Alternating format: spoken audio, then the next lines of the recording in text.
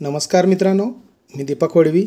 मित्रांनो, आजच्या या व्हिडिओमध्ये आपण पाहणार आहोत शिक्षण सप्ताह जो 22 जुलै ते 28 जुलै या सप्ताहामध्ये जो साजरा केला जाणार आहे याचे अहवाल लेखन कसे करावे. राष्ट्रीय शैक्षणिक धोरण 2020 च्या 4थ्या वर्धापन दिनानिमित्त 22 ते 28 जुलै 2024 या कालावधीत शिक्षण सप्ताह साजरा करण्यात येत आहे.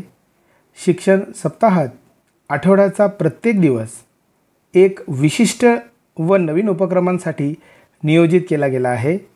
यात शिक्षण व विकासाच्या विविध पैलूंचा समावेश केला गेला आहे. या उपक्रमात शिक्षण सप्ताह दिवस पहिला यामध्ये अध्ययन अध्यापन साहित्य दिवस साजरा केला जाणार आहे.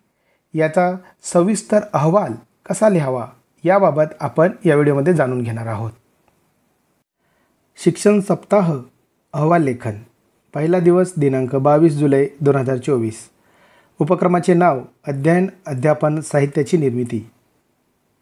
अहवाल लेखन खालीलप्रमाणे. ज्यावेळी प्रत्यक्ष अनुभव देणे शक्य नसते अशा वेळी शैक्षणिक साहित्य उपयोगी ठरतात. दुसरी व्याख्या या ठिकाणी लिहिली आहे मी. अध्यापन करताना विविध संपोध संकल्पना स्पष्ट करण्यासाठी शैक्षणिक साहित्य मदत करते. आज आमच्या जिल्हा परिषद शाळेत प्रत्यक्ष अध्यापन साहित्य दिवस साजरा करण्यात आला.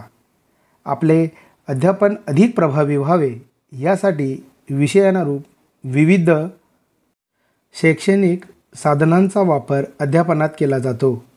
अनेक शैक्षणिक साधने अध्यापक स्वतः निर्माण करून अध्यापनात उपयोग करतात. अशा या शैक्षणिक साहित्याचा वापर दैनंदिन अध्यापनात केला असता हे ज्ञान विद्यार्थ्यांच्या चिरकाल लक्षात राहते. आज या शैक्षणिक साहित्याची निर्मिती करत असताना विद्यार्थ्यांचा आनंद गगनात मावेनासा झाला.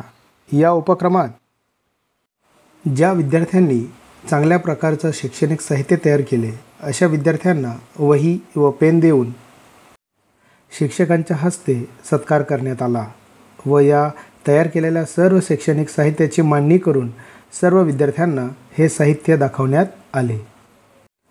शिक्षण सप्ताह या उपक्रमांतर्गत आमच्या शाळेतील शिक्षकांनी भिंतीपत्रके, शैक्षणिक साहित्य, हस्तलिखित प्रदर्शन, फ्लॅशबोर्ड, प्रतिकृती, तरंगचित्रे इत्यादींचे या उपक्रमांतर्गत प्रदर्शन व साहित्याची मांडणी करण्यात आली व सदर पत्रके भिंतीवर लावण्यात आली.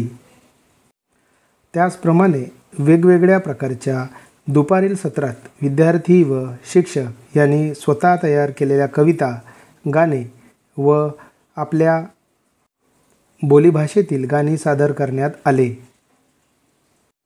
यामध्ये भौगोलिक प्रतिकृती, विज्ञान प्रयोगाचे विविध साहित्य व असे अनेक प्रकारचे साहित्य या दिवशी तयार करण्यात आले.